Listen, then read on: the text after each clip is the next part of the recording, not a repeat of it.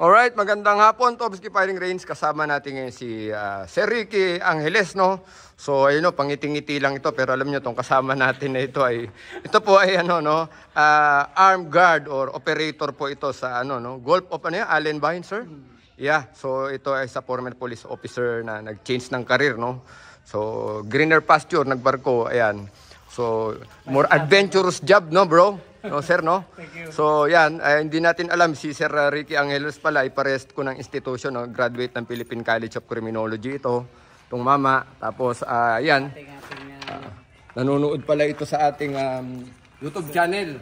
So, tapos, later on, he joined One Gun Pilipinas, no? So, I'm honored na turuan itong ating kasama, no? So, according to you, anong ginagamit mo ron? AK-47 na 357. So yun, nung nag-uusap kami, magaling siya sa 357, ano, yun, medyo mahina tayo sa revolver. So yun, good thing is gusto niyang mag-develop ng mga skill pa sa iba't ibang uri ng baril.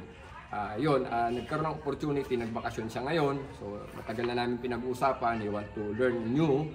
Tapos yun nga po, diverse kasi ang pag-aaral ng baril, ano, maraming baril. Yeah, di ba?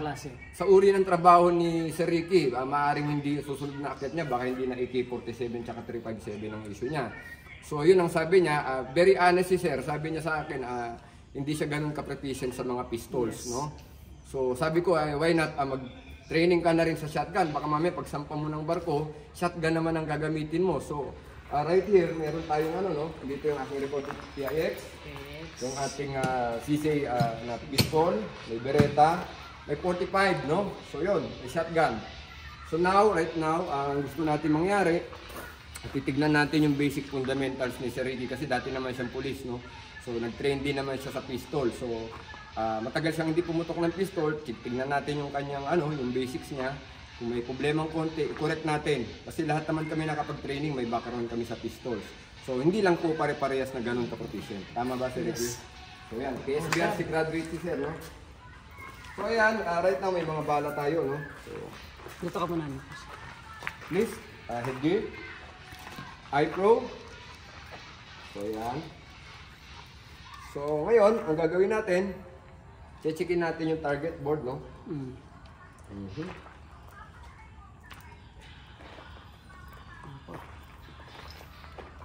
Okay, punta tayo dito sa Ricky. So makikita nyo clear yung mga target board, no? Wala namang tama. So dito tayo puputok sa Ricky, no? So we will start sa ano, sa tinatawag nating 5 meters. So ano muna tayo, basic tayo, no? Back to basic. So yan ang maganda rin sa mga trained personnel, no?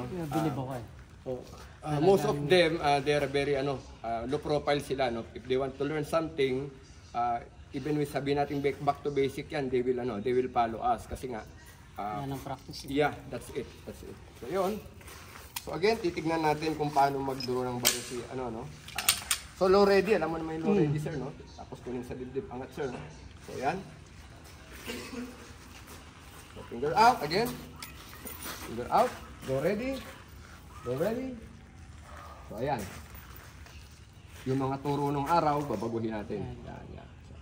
So, straighten, sir, yung yan. Tapos kunin natin yung pinaka-comfortable na stance. Yan. So sir, mas maganda ngayon, kunin mo yung stance na komportable. Tayo ka ng diretso. Yan. Assuming may baril ka, kunin mo sa dibdib. So kunin natin yung freestyle tayo muna, diretso lang. Yan. So yan. Kunin ang baril sa dibdib, sir. Tulak ang kamay. So yan. So, i-correct natin ng konti, yung ulo. You don't need to, kasi nung araw, tinuturo sa atin, yuyuko talaga. So, we do not do that anymore, no? Kunin natin yung comfort. Yan. So, bakit ganyan? Itatapat mo lang yung front sight dito sa mata mo. Hindi mo kailangan yumuko. So, that's more easy, right? Okay, balik. Sa dibdib. Tulak. Okay, mas madali, no? Okay. So, sa dibdib ng baril. High grip. High grip. Yan. Finger out. Yan. Alright. Kunin sa dibdib, sir. Tulak. So, yung stand. No. Yan, sir. Yan. Yan ba? Yan, okay yan. Yan. Dapat nakikita mo yung toe ng paa. Yan. Guide mo. Okay. Pantay to, sir. Relax to. Ito ang maglalak. Ito ang malakas. Bakit ganyan? Sige, tulak. Para pag sinubok mo, babalik. Babalik, hindi. Yung front side mo, babalik doon sa unang asinta mo. Okay? So, that would become, alright. Diba? So, 5 meters, no? Again. Sige. Lalagyan ko ng isang bala, no? So, C-road ang, ano, no? Factory C-road yan kung saan mo ilalagay ang front side kung tama ang bala. So, breathing control, it's either you hold your breath or you throw the air outside, no? Ready? High grip. Pantay. Okay. Dahan-dahan ang hila ng trigger. Teka lang, sir. Yan ba? Yan ba? Alright. Dahan-dahan ang hila ng trigger. Dahan-dahan. Dahan-dahan. So yun, nakita mo, alpha na. Layo Pero alpha. Oo. So meaning, kaya mataas nakatukod yung ito, nakatingala. So ang dapat mong gawin, ito, pantay mo rito, pasok mo to. Okay? So again, lagyan natin ng isang bala again. Finger out. This one. Yan. Bigid, tulak. Yan. Tandaan ang hila. Tandaan. Ayan na, malapit na.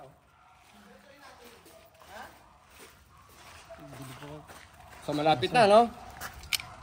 Again, atras. Nawawala yung kamay mo sa gitna. So, ito ang ano.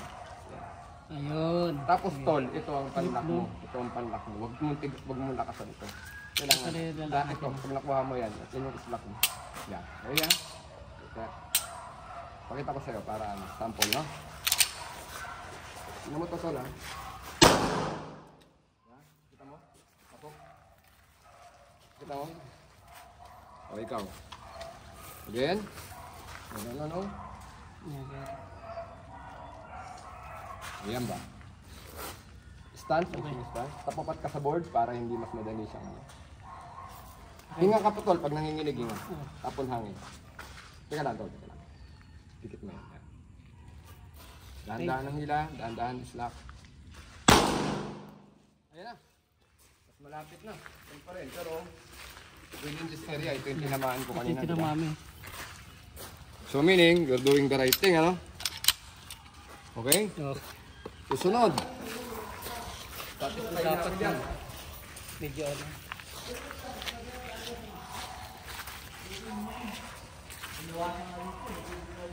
Balik tayo ron.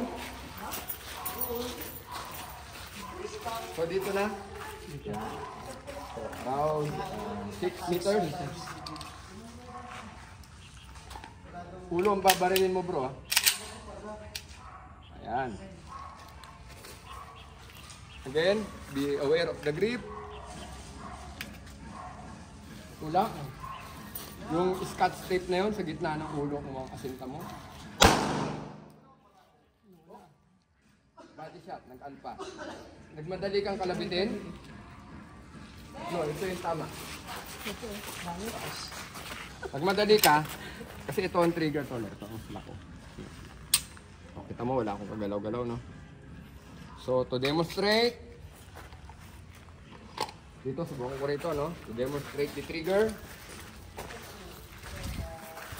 Demonstrate.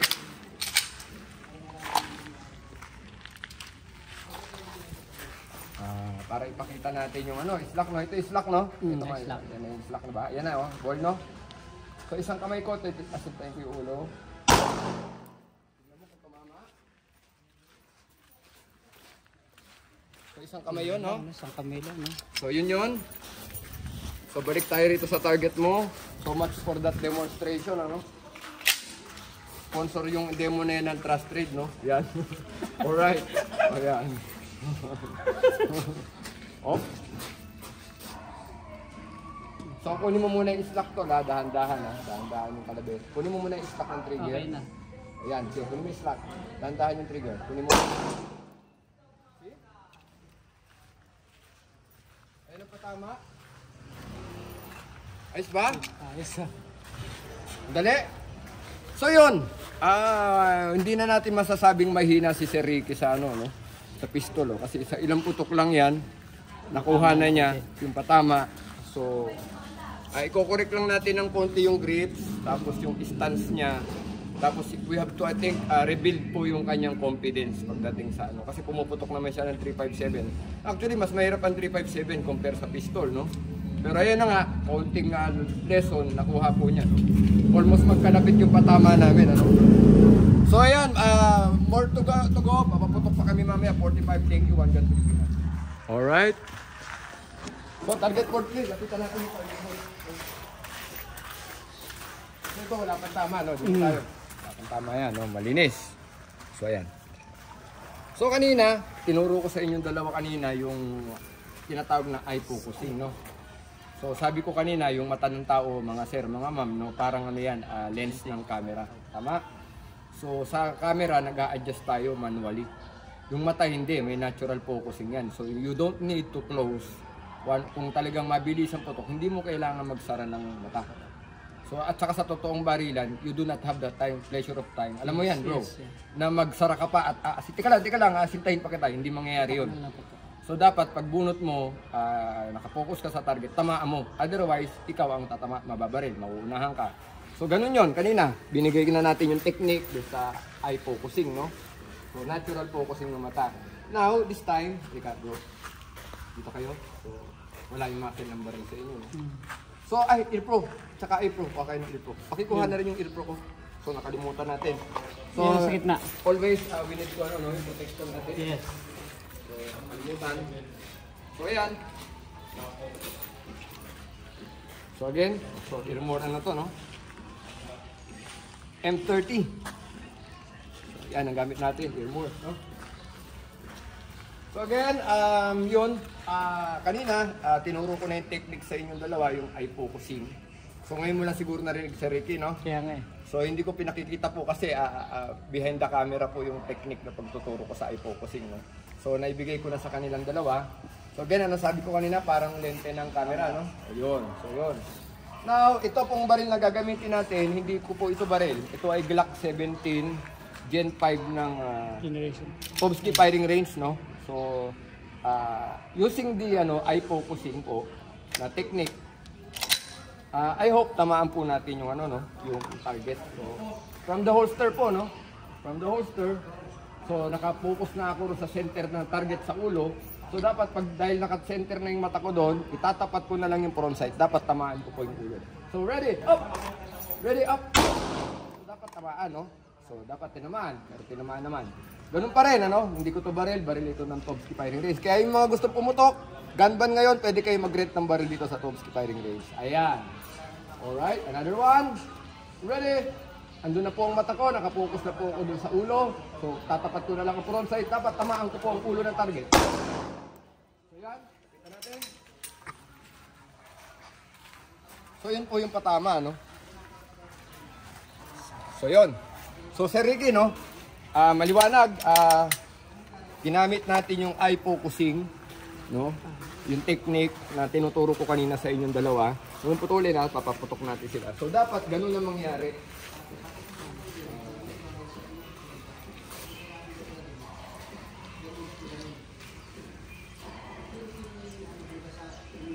Lo, ready ka lang dahil wala kang holster. Ano lang ako? Sige. Baba mo lang ng ganito. Pag sabi kong up, nandun na yung mata mo, di ba? Itapat mo lang. Sabay kalabit. Okay? Ready? So, lo, ready lang pag sinabi kong up. Pero yung mata mo, sir, nandun na. Lo, ready sir, ha? Lo, ready. Ganito lang. Okay, ready?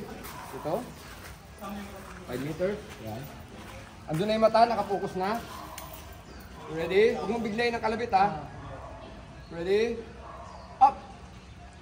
Pasok ba? Wala. Pasok. Wala. Nagmadali ka kasi. Again. Ulitin natin. Hindi ito tumama eh. No. Hindi yan. Again. So, ibig sabihin, pag naka-low ready ka, doon yung mata mo, di ba? Tayo yung slack na trigger, yan ang slack, oh. Pag binigla mo, eh. So, yan. Ito yung slack, no? Slack mo sa baba. Para itong pangat. Boom, okay? Then, yung mata mo, focus mo doon, low ready lang. Okay, low ready. Hawak mo ng dalawang kamay. So, mata.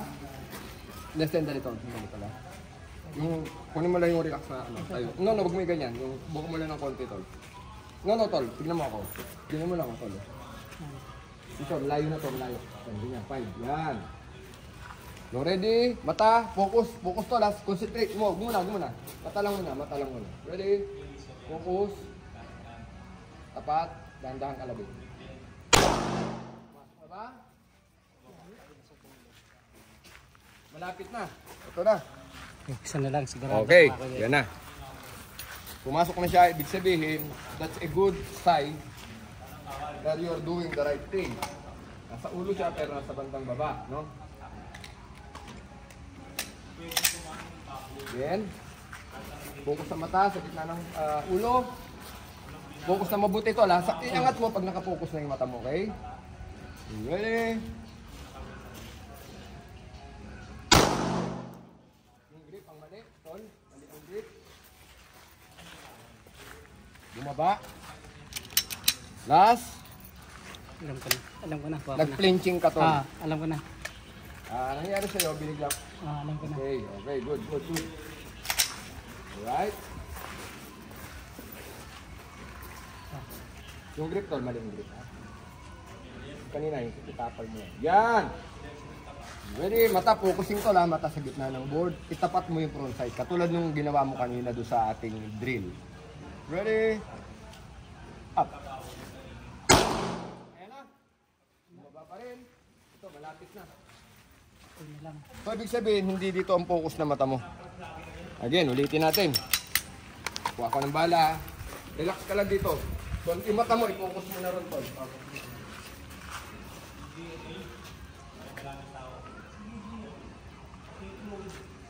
Alright.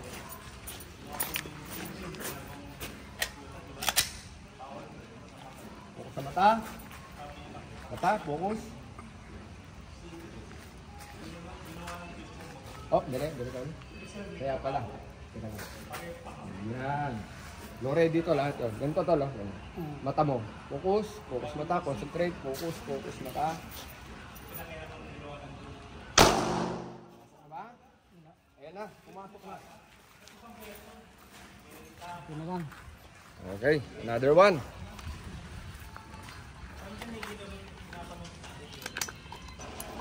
Tras. Pag angat mo yung front side, nakita mo nasa gitna ng ball. Ang kalabit tol, ganito ah. Ito yung ball. Ganun mo na tol. Naka-wall ka na ganito. Alright? Yan. Dito. Yan. Focus sa mata tol. Focus. Ready? Ayan na. Good. Pwede na ano. Pwede na yan, ulo yan bro. 1, 2, ayan na. Ilang bala lang ang pinutok mo? 1, 2, 3, 4, 5, 6, 7. 7 bala. Yung tatlo, pumasok na sa ulo. So yun ang ano, i-develop mong skill bro. Eye focusing, no? So let us see. Tignan mo ha. So gagawin ko ha. Another board. Eye focusing bro ha. Ready? Andun na yung mata ko, no? Isang kamay lang puputok ko kayo. Isang kamay ulit puputok ko kayo. Hindi yung mata. Tignan mo. Oo. So isang kamay yan bro. Sa'yo dalawang kamay. So yun na nga, applying the principle ng tinuturo ko kanina sa inyong dalawa, yung eye focusing. So pag tama yung pag-focus na mata, nandun na yung mata sa front side. Pagtapat mo, sa target na yung mata mo, pagtapat mo ng front side, pagkalabit mo, bang, tatama. Okay? Salamat po, maraming salamat. Okay, balloon shooting with Sir Ricky Angeles, no? Kaya na-build na ulit niya yung confidence sa pistol. So ayan, load and make ready. Ready? Down mo na. Ready? Yun. Tinamaan, holster. Clear muna, barrel. Remove magazine. Clear. Okay.